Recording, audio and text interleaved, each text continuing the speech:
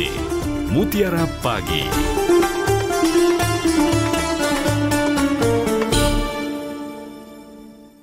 ...92,4 FM Pro 1 RRI Palembang, kanal informasi dan inspirasi. Pendengar, senang sekali saya Alfira Damayanti dapat kembali menemani ruang dengar Anda dalam program Mutiara Pagi untuk edisi hari Senin 25 Mei 2026. Di pagi yang penuh berkah ini, pendengar, kita akan mengulas sebuah tema yang sangat penting bagi kita, yaitu mengenai mengimplementasikan ibadah kurban dalam kehidupan. Dan saat ini kita sudah terhubung bersama narasumber kita melalui sambungan virtual. Ada Ustadz Haji Asep Saifuddin SAG MHI. Assalamualaikum Ustadz. Waalaikumsalam warahmatullahi. Bagaimana kabarnya hari ini Ustadz? Alhamdulillah sehat. Alhamdulillah. Dan untuk pendengar yang ingin memperdalam wawasan mengenai tema kita pada hari ini, kami mengundang Anda untuk bergabung dan berinteraksi langsung melalui line telepon di 0711 369 977 atau di pesan WhatsApp di 0821 7927 9090. Selain itu, bagi Anda yang sedang menyaksikan melalui kanal YouTube Pro 1 Palembang, silakan tinggalkan komentar di kolom live chat. Langsung saja kita simak bersama paparan materi Mutiara Pagi hari ini. Silakan Ustadz. Assalamualaikum warahmatullahi wabarakatuh. Alhamdulillahi rabbil alamin. Wabihi nasta'inu ala umuri dunya waddin. Wassalatu wassalamu ala sayyidina Muhammadin sayyidil anbiya'i wal mursalin wa ala alihi wa sahbihi ajma'in, amma ba'd. Yang terhormat pendengar RRI Pro 1 Palembang dimanapun saja berada, dan yang kami hormati juga Mbak Vina beserta Mbak Tata yang telah menemani kita pada hari ini. Mutiara Pagi yang kami hormati, alhamdulillah wa syukurillah, pada kesempatan yang berbahagia ini kita bersama-sama masih diberikan nikmat oleh Allah Subhanahu wa taala, terutama nikmat sehat dan nikmat kesempatan. Sehingga kita yang mengikuti pada hari ini dapat mengikuti acara Mutiara Pagi melalui RRI Pro 1 Palembang pada hari Senin 25 Mei tahun 2026. Semoga Allah Subhanahu wa taala akan senantiasa menambahkan curahan rahmat-Nya kepada kita semua, memberikan kelancaran dan kesuksesan segala usaha dan cita-cita kita. Amin ya rabbal alamin. Salawat beriring salam marilah kita limpahkan kepada junjungan Nabi besar kita Muhammad sallallahu alaihi wasallam. Pendengar RRI Pro 1 Palembang dimanapun saja berada, pada kesempatan ini saya akan menyampaikan tema tentang mengimplementasikan ibadah kurban dalam kehidupan. Kurban dalam kitab Mu'jamul Ma'ani diterangkan berasal dari bahasa Arab, merupakan masdar dari kata qaruba yaqrubu qurban wa qurbanan, yang menurut bahasa artinya dekat, sedangkan menurut istilah adalah sesuatu yang dapat mendekatkan kepada Allah, baik melalui ibadah, amal soleh maupun dengan penyembelihan hewan. Makna kurban dalam istilah di sini berarti kita berusaha menyingkirkan hal-hal yang dapat menghalangi upaya mendekatkan diri kita kepada Allah. Penghalang mendekatkan itu adalah diantaranya berhala dalam berbagai bentuknya, seperti ego, nafsu atau hawa nafsu, cinta kekuasaan, cinta harta benda, dan lain-lain secara berlebihan. Dalam konteks Idul Adha, pesan mendasar dalam perintah tersebut adalah agar manusia tidak sesat dalam menjalani hidup. Untuk itu, kita harus selalu menjalin kedekatan dengan Allah Subhanahu wa taala dan merasakan kebersamaan dengannya setiap saat. Karena manusia mudah sekali terpedaya oleh kenikmatan sesaat yang dijumpai dalam perjalanan hidupnya. Maka Allah memberikan metode dan bimbingan untuk selalu melihat kompas kehidupan berupa sholat dan zikir, agar kapal kehidupan kita tidak salah arah. Ada dua peristiwa penting yang secara serempak dilakukan umat Islam di dunia, bertepatan dengan Hari Raya Idul Adha. Pertama, pelaksanaan ibadah haji di Makkahul Mukarramah yang tengah dilakukan saudara-saudara kita. Kedua, ibadah kurban yang insya Allah kita pun ikut melaksanakannya. Secara lahiriah, kurban adalah melakukan sembelihan hewan kurban yang dilakukan pada momen Idul Adha, baik hari Nahar, tanggal 10 Zulhijjah, maupun hari-hari tasyrik tanggal 11, 12, dan 13 Zulhijjah. Ibadah kurban yang dilakukan dengan cara penyembelihan hewan pada hakikatnya adalah pertama merupakan bentuk ekspresi keimanan dan ketakwaan atas perintah Allah Subhanahu wa taala.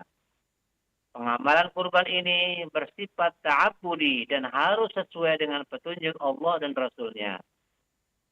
Memang secara fisik yang disembelih adalah hewan kurbannya, tetapi pada hakikatnya yang sampai pada Allah adalah bentuk ketakwaannya.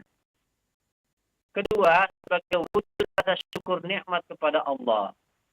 Ibadah kurban yang dilakukan kaum muslimin pada hakikatnya adalah bentuk rasa syukur atas nikmat yang telah Allah berikan. Yang ketiga, sebagai wujud ungkapan simpati, empati dengan sesama manusia. Ibadah kurban yang dilakukan kaum muslimin mempunyai dua dimensi pokok, yaitu dimensi vertikal yang dikenal, yang kita sebut atau yang disebut dengan hablum minallah, hubungan terhadap Allah Subhanahu wa taala sebagai landasan iman dan takwa. Yang kedua, dimensi horizontal atau hubungan dengan sesama manusia sebagai bentuk nyata hubungan sosialnya. Bagaimana sejarah Nabi Ibrahim alaihissalam yang sangat mencintai anaknya Nabi Ismail alaihissalam, hingga Allah menguji Nabi Ibrahim terhadap kecintaannya untuk dikorbankan sebagai wujud ketaatan pada perintah Allah. Setiap sesuatu yang dicintai manusia dan kecintaannya kepada sesuatu itu dapat membelenggu manusia untuk bertakwa kepada Allah Subhanahu wa taala.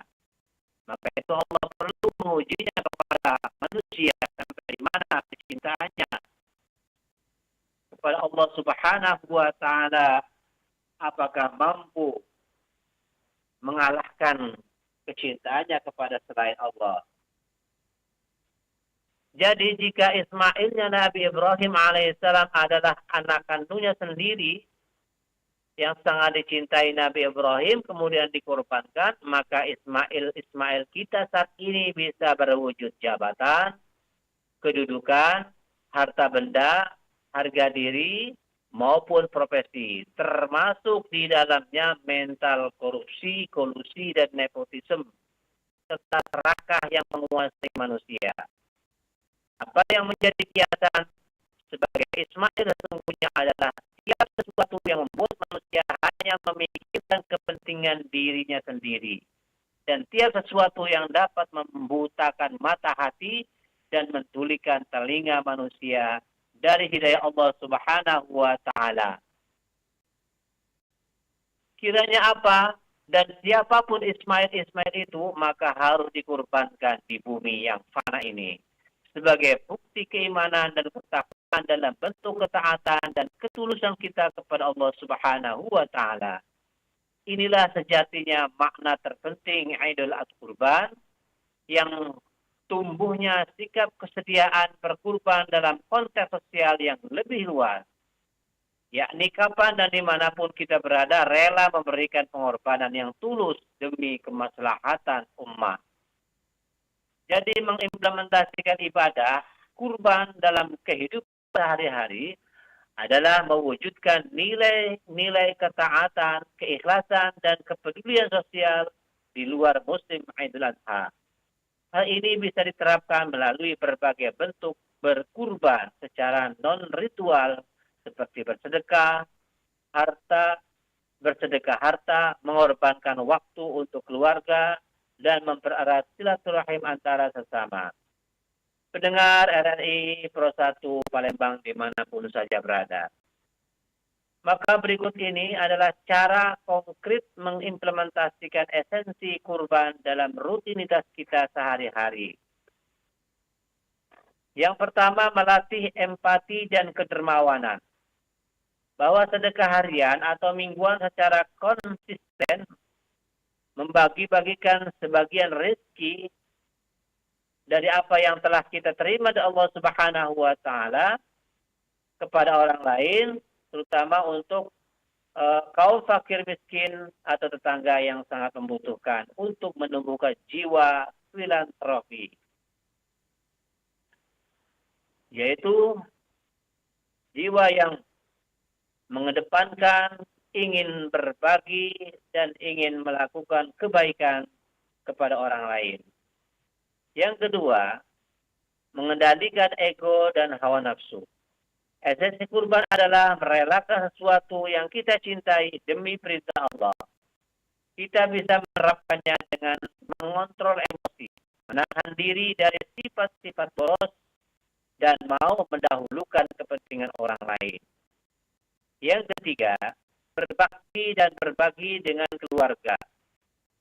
Wujud lain dari berkurban adalah menyenangkan keluarga, menyisihkan waktu berkualitas dan nafkah terbaik untuk orang tua, untuk pasangan, dan untuk anak-anak. Merupakan bentuk pengorbanan yang bernilai ibadah.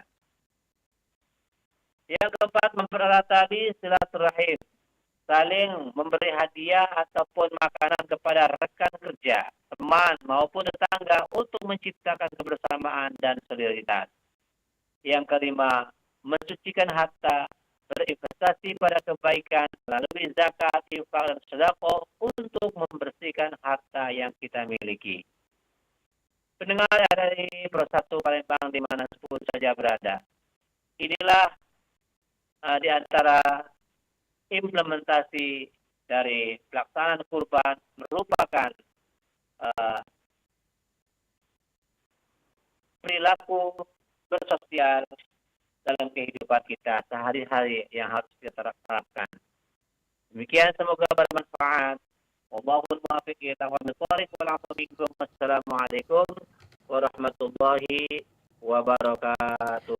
Waalaikumsalam warahmatullahi wabarakatuh. Dan pendengar, kami ajak Anda untuk bergabung bersama kami di line telepon 0711 369977 atau di pesan WhatsApp di 082179279090. Dan saat ini kita juga sudah terhubung bersama salah satu pendengar. Mutiara Pagi, Assalamualaikum. Waalaikumsalam warahmatullahi wabarakatuh. Dengan siapa di mana, Bapak? Sufiman Ahmad, pengajar di Oki. Baik, silakan Bapak. Jadi Pak Ustaz, banyak orang yang lata, orang Islam ini banyak lata. Dia bilang kita tidak kemarahan tahun ini, kita hanya berkorban perasaan. Apa benar itu Ustaz? Terima kasih. Pak Ahmad. Baik, Ustadz, yang saya tangkap tadi dalam Islam ini banyak sekali orang yang latah seperti lebaran korban saat ini, Ustadz. Itu saja yang ditanyakan oleh Pak Ahmad, Ustadz, bagaimana pandangan Islam? Yang ditanyakan apa ya? Banyak orang Islam ini latah, Ustadz, saat ingin berkorban juga ikut berkorban, Ustadz. Bagaimana pendapat Islam, Ustadz? Silakan. Oke. Pada hari momen Idul Adha ini, banyak umat Islam yang latah, ya. Jadi kalau kita berbuat yang bermanfaat untuk orang lain, itu walaupun awalnya didasari latah bukan karena Allah, itu bernilai ibadah, ya. Tetap bernilai di sisi Allah Subhanahu wa taala, ya. Hanya saja ya kualitas pahalanya itu yang membuat berbeda-beda. Tapi tetap bernilai karena dari kemanfaatannya itu yang membuat orang lain senang, membuat orang lain gembira. Nah, yang siogianya banyak di antara masyarakat mungkin tidak mampu membeli, ya, membeli daging. Dengan adanya orang berkorban walaupun awalnya didasari ikut-ikutan, karena itu memberikan manfaat ya bagi orang lain, maka tetap itu bernilai ibadah, ya. Bernilai ibadah dan ada nilai untuk pendekatan diri kepada Allah, tambah nilai tambah dalam rangka mendekatkan diri kepada Allah Subhanahu wa taala. Demikian. Baik, kami masih terima telepon Anda pendengar di 369977 Mutiara Pagi. Assalamualaikum. Assalamualaikum warahmatullahi wabarakatuh. Dengan siapa di mana, Bapak? Dengan di Prabu Mulai. Baik, silakan, Pak. Prabu Mulai. Baik, silakan, Pak. Ya, ini ada yang mau ditanyakan. Assalamualaikum warahmatullahi wabarakatuh, Pak Ustaz. Waalaikumsalam warahmatullahi wabarakatuh. Nama siapa? Ini ada sesuatu yang ditanyakan. Apakah benar?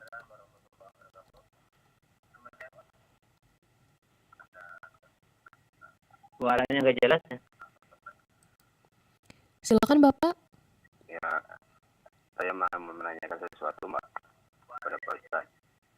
Boleh? Ya, ada yang mau ditanyakan, apakah benar itu ada pendapatnya dari ustaz-ustaz yang lain, silakan. Ya, apa kebenarannya namanya itu kalau kita itu menyembelih hewan korban, kita itu tidak boleh mencukur rambut, memotong kuku. Itu saja yang ditanyakan, Pak. Baik, terima kasih banyak, Bapak. Ya, assalamualaikum warahmatullahi wabarakatuh. Waalaikumsalam warahmatullahi wabarakatuh. Dari Pak Heri dari Prabu Muli, Ustadz silakan. Oke, baik, terima kasih. Kalau kita berkorban, kemudian sebelum berkorban kita apakah boleh memotong rambut dan kuku serta lainnya? Memang bagi yang berkorban, ya, jadi semenjak dia memberikan hewan korbannya itu disunahkan, jadi disunahkan untuk menahan diri tidak memotong rambut, kumis, jenggot, kuku, ya, dan lainnya. Jadi itu disunahkan, sifatnya bukan tidak boleh, Pak ya. Jadi tujuannya apa, Kak? Tujuannya apa? Jadi ketika kita setelah berkorban baru dibersihkan. Jadi supaya fresh. Ya. Ya, itu disunahkan ya, diutamakan saja. Bukan sebagai syarat. Demikian, Pak. Baik, dari Prabu Muli kita beralih ke telepon selanjutnya. Mutiara Pagi, Assalamualaikum. Waalaikumsalam, Mbak Pina, Mbak Tata, Halo, dengan siapa di mana, Bapak? dengan Pak Adi di Sukarami. Pak Adi, silakan Pak Adi. Assalamualaikum, Pak Ustadz. Waalaikumsalam, Pak Adi, silakan. Iya, ini Pak Ustadz ya. Orang yang berkorban, Pak Ustadz ya. Orang kaya lah Pak Ustadz ya. Berkorban ya. Mungkin korbannya para saksi yang ini Pak Ustadz ya. Cuman di rumah-rumah di posting di ini Pak Ustadz. Nah, apa itu Pak Ustadz, korban dia itu termasuk ria apa tidak Pak Ustadz? Ya, itu saja Pak Ustadz. Mohon pencerahannya. Terima kasih. Terima kasih Pak Pina. Terima kasih Pak Adi. Assalamualaikum warahmatullahi wabarakatuh. Waalaikumsalam warahmatullahi wabarakatuh. Dari Pak Adi Sukarami, silakan Ustadz. Oke, terima kasih pertanyaan Pak Adi. Bagaimana orang mau berkorban, kemudian diposting, korbannya itu disebarkan.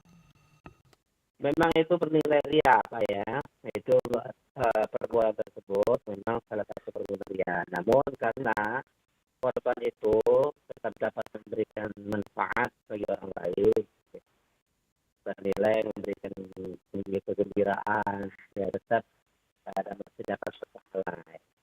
Hanya saja mungkin pahalanya itu oleh karena ada unsur ya kualitasnya beda dengan orang yang secara sembunyi. Ya, artinya tidak terlalu disebar luaskan. Ya. Demikian Pak Adi ya. Baik, kita kembali terima telepon pendengar di 369977 Mutiara Pagi. Assalamualaikum. Waalaikumsalam warahmatullahi wabarakatuh. Bunda Ida, silakan Bunda. Ya, makasih Mbak Bina. Assalamualaikum Pak Ustadz.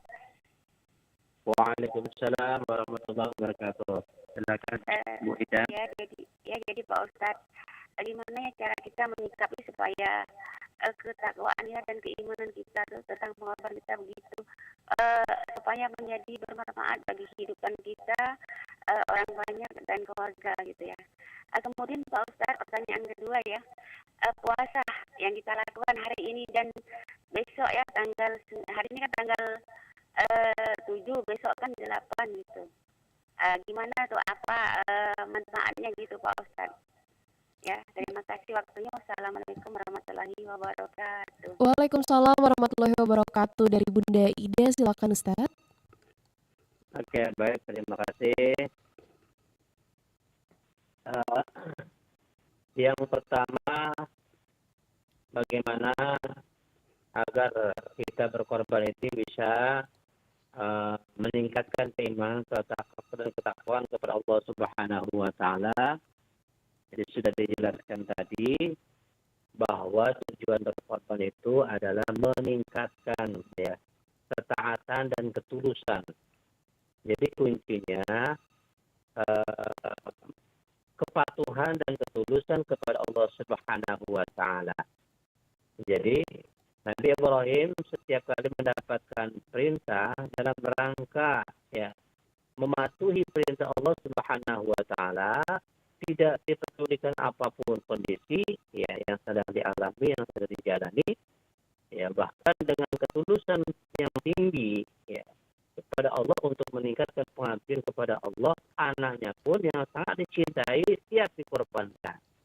Jadi kuncinya tanamkanlah ya kepatuhan kepada Allah dan ketulusan hidup kita ini hanya semata-mata karena Allah Subhanahu wa taala. Ketulusan itu kerelaan siap berkorban ya untuk kepentingan Allah atau kepentingan agama atau bisa memberikan manfaat bagi orang lain. Kemudian pertanyaan yang kedua tadi apa tadi ya, lupa ya. Pertanyaan yang kedua mengenai puasa Ustadz hari ini dan besok bagaimana manfaatnya? Mengenai puasa. Jadi puasa tanggal 8 Dzulhijjah itu merupakan puasa tarwiyah. Ya, disunahkan bagi kita yang tidak menunaikan ibadah haji untuk berpuasa. Supaya apa? Tujuannya untuk mendapatkan ya, ibadah pahala seperti apa yang dilakukan oleh orang yang menunaikan haji sedang melakukan ya talbiyah di sana, talbiyah. Kemudian besok itu jamaah haji sedang wukuf di Arafah. Nah, agar kita juga mendapatkan pahala ya, pahala tentang wukuf. Nah, bukan seperti mendapatkan pahala wukuf, tetapi pahala ibadah ya, pahala ibadah dari orang-orang wukuf itu, maka kita disunahkan berpuasa pada hari Arafah. Nah, itu ini bernilai pahalanya ya. Jadi kalau tanggal 8 Dzulhijjah itu tanggal 7 mendapatkan pahala orang-orang yang tarbiyah, sedangkan Arafah ya mendapatkan pahala dari ibadah wukuf Arafah seperti orang-orang yang berwukuf di pada Arafah tadi. Itulah tujuan ataupun pahala yang diperoleh dari 2 hari kita disunahkan berpuasa. Demikian. Baik, kita kembali terima telepon pendengar di 369977 Mutiara Pagi. Assalamualaikum. Waalaikumsalam warahmatullahi wabarakatuh. Mutiara Pagi, selamat pagi Mbak Tina ya. Iya Oma. Iya. Silakan Oma. Terima kasih Mbak Bina. Assalamualaikum warahmatullahi wabarakatuh Pak Ustaz. Waalaikumsalam warahmatullahi wabarakatuh. Ana Iya. silakan. Mau bertanya Pak Ustaz. Sebenarnya kalau korban hewan ini apakah ada hubungannya dengan lebaran haji? Maksud saya, apakah karena lebaran haji makanya diadakan korban gitu, korban hewan gitu Pak Ustaz? Jadi ada hubungannya enggak gitu? Baik, itu saja Oma. Ya, itu saja. Terima kasih Pak Ustaz. Terima kasih Mbak Pina. Assalamualaikum warahmatullahi wabarakatuh. Waalaikumsalam warahmatullahi wabarakatuh. Dari Oma Ana di Prabu Muli, Ustadz silakan. Baik, terima kasih atas pertanyaan Om Ana. Apakah ada hubungan antara ibadah kurban dengan pelaksanaan ibadah haji? Jadi yang terkait dengan hari raya Idul Adha itu kaitan dengan pelaksanaan ya ibadah haji dalam rangka untuk mengabadikan ya dari ketulusan seorang Siti Hajar ya yang mendapatkan godaan dari iblis agar menggagalkan ya melaksanakan pengorbanan putranya Nabi Ismail ya menggagalkan putranya Nabi Ismail ya sehingga kemudian beliau melempari iblis tersebut ya melempari iblis sampai 3 kali ya. Jadi itu yang diabadikan dengan melontar jumroh. Nah, kemudian pelaksanaan sa'i itu dalam rangka mengabadikan ya ketulusan kegigihan Siti Hajar yang mencari air dari Bukit Sofa ya ke Marwah, kemudian kembali lagi ke Sofa, bolak-balik sampai 7 kali ya. Jadi dari nilai sejarah itu diabadikan oleh Allah dan menjadi salah satu pelaksanaan praktek ibadah ya menunaikan ibadah haji. Sedangkan tawaf itu sendiri itu memang dari Nabi Allah Adam alaihissalam ya semenjak membangun Ka'bah itu dia melakukan tawaf keliling ya. Sampai nabi-nabi berikutnya ya pernah bertawaf ya, untuk dirangkumkan. Kemudian mengapa di situ ada kurban? Tadi ada nilai sejarah atau diambil dari sejarah ketulusan Nabi Ibrahim mendapatkan perintah untuk menyembelih putranya sebagai pengorbanan dirinya kepada Allah. Sampai di mana ketulusan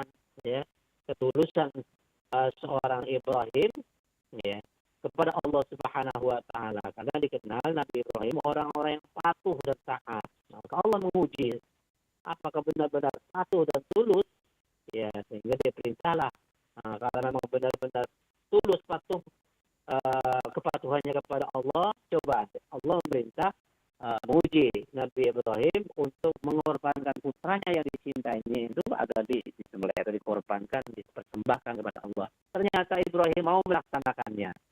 Maka itu ya diabadikan dengan ibadah kurban.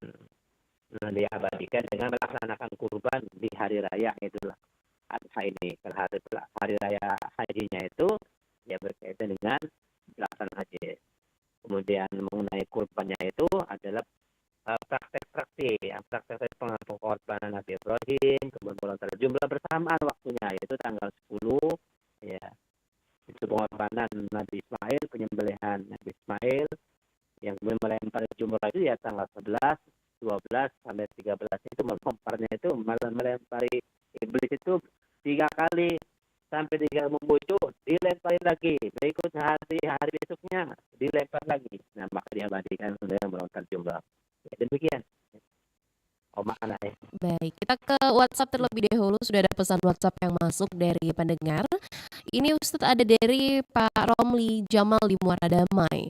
Pertanyaannya, kita ingin berkurban tetapi mau beli kambing atau sapi belum mampu. Lalu kita mencoba berinfak uang seala kadarnya di masjid setiap hari. Apakah itu disebut juga pengorbanan? Mohon penjelasannya Ustadz. Silakan Ustadz. Baik, terima kasih. Sebagaimana dijelaskan tadi bahwa makna berkurban itu sesungguhnya adalah pengorbanan. Pengorbanan itu mengeluarkan, mencurahkan segenap kemampuan. Jadi kalau kita pada bulan haji ini tidak mampu memotong kurban ya dalam bentuk kambing ataupun sapi, mampunya kita bersedekah setiap hari. Ya, maka nilai dan makna dari kurban itu adalah mencurahkan segenap kemampuan dari diri kita, baik tenaga, ya bermanfaat bagi orang lain atau kepentingan agama maupun materi seperti uang tadi. Nah itu boleh, itu termasuk yang melaksanakan nilai dari pengorbanan itu. Jadi secara gamblangnya atau secara lahiriahnya ya pengorbanan itu adalah satu pemotong korban, dan secara maknanya itu adalah mencurahkan, memberikan sesuatu ya untuk kepentingan orang lain atau untuk kepentingan agama, itu sudah termasuk. Bahkan ya untuk tetangga juga boleh kita bersedekah ya untuk menolong tetangga yang berkekurangan dalam tidak mampu usaha lagi, kita tulungi dengan memberikan sedekah dari kita. Itu termasuk yang nilai dari pengorbanan kita. Demikian, Romli ya. Baik, kita ke penelpon kembali di 369977. Mutiara Pagi, Assalamualaikum. Waalaikumsalam, Mbak. Dengan siapa di mana, Mbak? Sama Siti Aisyah di Palembang, Kang Kapal. Baik, silakan Mbak Aisyah. Assalamualaikum, Pak Ustaz. Waalaikumsalam. Mbak Aisyah, silakan. Ini bukan saya, Pak Ustaz, ya, masalah korban ya. Nah, Ya. kita ini kan juga mau berkorban. Nah, salah satu desa itu punya emak angkat. Nah, bolehkah ini emak angkat saya dimasukkan? Punya Itu, apa? Pak Ustaz. Baik, Ibu angkat Ustadz. Ibu angkat Oh, saya. mengangkat. Nah, Ya. saya boleh atau tidak mau saya masukkan emak angkat saya? Baik, itu saja Mbak Aisyah. Baik. Iya, itu aja Pak Ustaz ya. Assalamualaikum warahmatullahi wabarakatuh. Waalaikumsalam warahmatullahi wabarakatuh. Dari Mbak Aisyah Ustadz, silakan. Oke, terima kasih Mbak Aisyah sudah pernah berkorban, kemudian pada tahun-tahun berikutnya ingin mengorbankan orang-orang yang dicintainya, ya. Salah satunya emak angkatnya, boleh. Nah, jadi emak angkatnya, saudaranya, boleh kita melaksanakan berkorban, tapi niatnya untuk orang-orang yang kita cintai dan orang kita sayangi, boleh. Jadi bahkan itu bagus. Di satu sisi kita mendapatkan di satu sisi orang yang kita niatkan itu mendapatkan pahala pengorbanan ya dari kita itu, dan kita mendapatkan pahala seperti pahala yang diterima ya oleh orang yang kita niati itu, baik masih hidup maupun yang sudah meninggal, sama saja ya. Demikian baik saya. Baik, kembali kita terima telepon pendengar di 369977. Mutiara Pagi, Assalamualaikum. Terputus ya. Kita ke pesan WhatsApp terlebih dahulu, Ustadz, dari hamba Allah ini. Assalamualaikum Ustadz, puasa Arafah, adakah petunjuk dalil sunahnya? Mohon pencerahannya. Silakan Ustadz. Baik, terima kasih. Puasa Arafah apakah ada dalil dan petunjuknya? Betul ya, ada hadis Rasulullah SAW. Cuman hadisnya tidak hafal ya, tapi saya pernah membacanya sebuah hadis ya barang. Jadi bahwa pada hari tanggal 9, pada tanggal 9 ya betul, tanggal 9 itu di mana orang-orang haji sedang melaksanakan Arafah, maka kita yang tidak berkesempatan ataupun tidak menunaikan ibadah haji disunahkan untuk berpuasa Arafah itu, maka dia akan mendapatkan pahala ya, dan keberkahan dari orang-orang yang sedang berwukuf di padang Arafah tersebut ya. Demikian. Baik, kembali kita terima telepon lagi pendengar di 369977. Kami masih ajak Anda untuk bergabung bersama kami di 0711 369977 atau di pesan WhatsApp di 0821 79279090. Mutiara Pagi, Assalamualaikum. Assalamualaikum. Waalaikumsalam warahmatullahi wabarakatuh. Dengan siapa di mana Bapak? Saya Marroh Banyuasin. Baik, silakan Pak. Saya mau tanya Pak Ustaz. Silakan Pak. Kurban, Silakan. ya kurban yang wajib itu dengan yang sunat itu apa bedanya? Apa Baik, bedanya? itu Kurban saja. wajib dan sunat. Baik, itu saja Pak. Ya itu aja. Terima kasih. Baik, terima kasih banyak Pak. Dari hamba Allah Ustadz, untuk perbedaan kurban yang wajib dengan yang sunnah apa bedanya? Silakan Ustadz. Oke, baik, terima kasih. Korban yang wajib itu adalah korban yang dilakukan karena nazar. Ya. Jadi umpama kita pernah memiliki hajat kepada Allah Subhanahu wa taala, kemudian bernazar, ya Allah, jika dikabulkan uh, sakit yang berkepanjangan, ya Allah, jika sembuh maka tahun ini saya akan berkorban. Nah, hal seperti itu termasuk wajib ya. Korban dengan sebab itu namanya wajib. Jadi korban wajib itu yang berkorban itu tidak boleh ya, mendapatkan dagingnya ya. Tidak boleh mendapatkan daging dari kambing ataupun sapi yang kita korban itu. Tapi kalau mendapatkan jatah dari korban-korban yang lain, hewan-hewan yang lain, ya boleh. Tapi kalau dari daging yang kita korban itu tidak boleh ikut memakannya, karena yang namanya wajib harus full, harus penuh ya, diserahkan sepenuhnya. Itu namanya wajib. Kalau sunnah ya tidak ada nazar, bukan karena nazar, bukan karena bayar dam dan lain sebagainya. Itu namanya sunnah.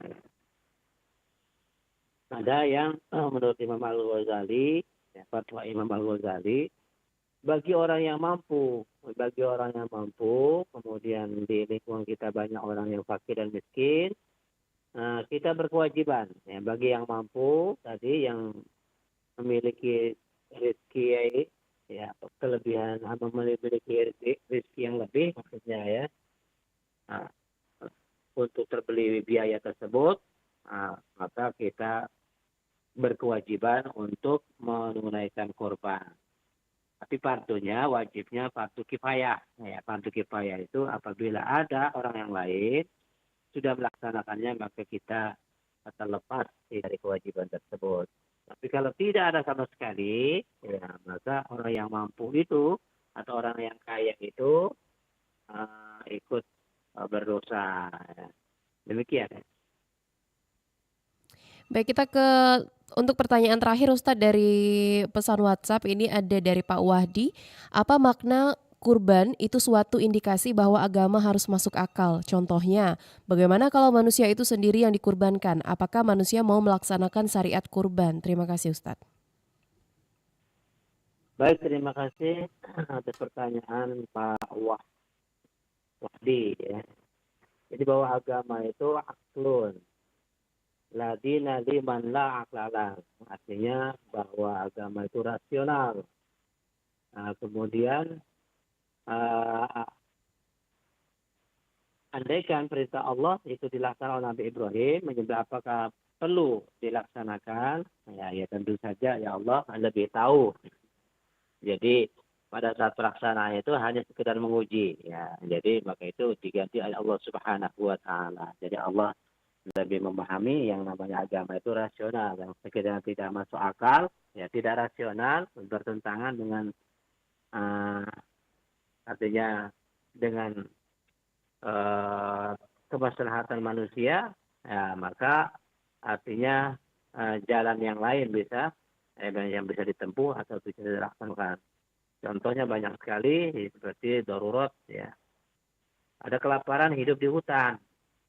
Ya, menemukan seekor babi. Ya. Seekor babi. Apakah boleh ya kita menyembelih babi yang ada di hutan?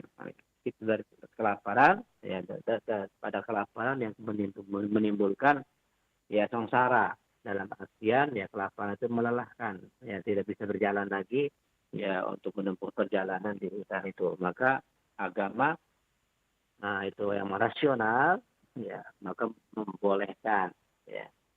Kemudian dibanding dengan melihat kebun itu punya pemiliknya, agama tidak mempedulikan, artinya tidak mengizinkan ya untuk memakan buah yang ada di kebun orang. Justru ya binatang yang diharamkan itu ya yang diampuni, melihat ular umpama yang diharamkan.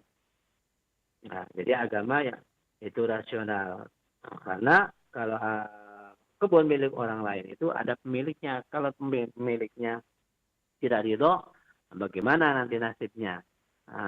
Sedangkan Allah Subhanahu wa taala itu akan mengampuni hambanya yang diampuni oleh orang lain. Ya. Maka lebih baik langsung yaitu melaksanakan atau menempuh melakukan kelarangan yang dilarang oleh Allah, sehingga langsung mohon maaf kepada Allah, tidak perlu lagi mencari orang lain dan tidak diketahui orangnya. Jadi kalau ular makan ular atau makan babi itu larangan langsung kepada Allah, ya langsung bertobat saja kepada Allah, ya, lebih jelas ketimbang mencari tukang kebun tadi di mana arah rimbahnya. Nah, kebun itu ada di tengah-tengah hutan jauh. Ya demikian ya Pak Wahdi ya.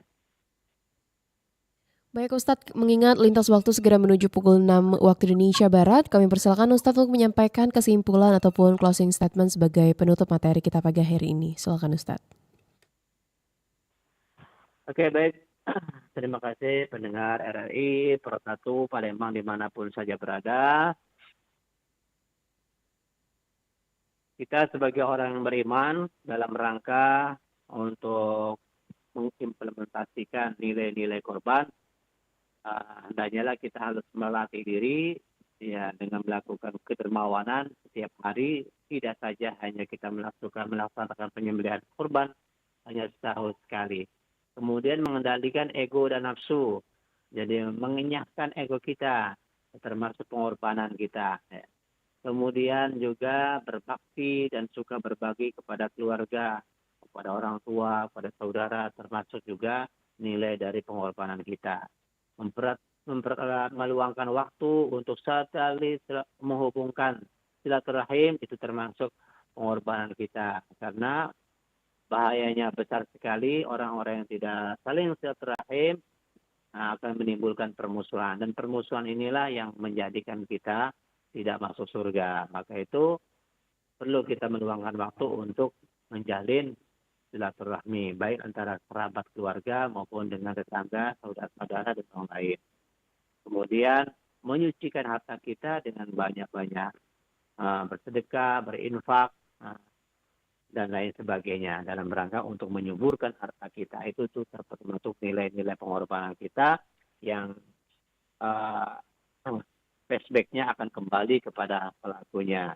Nah, semua itu tidak lain adalah untuk meningkatkan ketulusan, ketaatan kita dan kedekatan kita kepada Allah Subhanahu wa taala. Demikian, terima kasih Mbak Apina. Baik, terima kasih banyak Ustadz atas ilmu dan pencerahannya pagi hari ini. Salam sehat selalu Ustadz. Wassalamualaikum warahmatullahi wabarakatuh. Waalaikumsalam warahmatullahi wabarakatuh. Pendengar, selesai sudah kebersamaan kita dalam program Mutiara Pagi. Namun jangan beranjak dari frekuensi Anda karena tepat pada pukul 6 waktu Indonesia Barat nanti, kami akan menghadirkan informasi dan berita aktual dalam Warta Berita Palembang. Tetaplah bersama kami di Pro 1 RRI Palembang, kanal informasi dan inspirasi.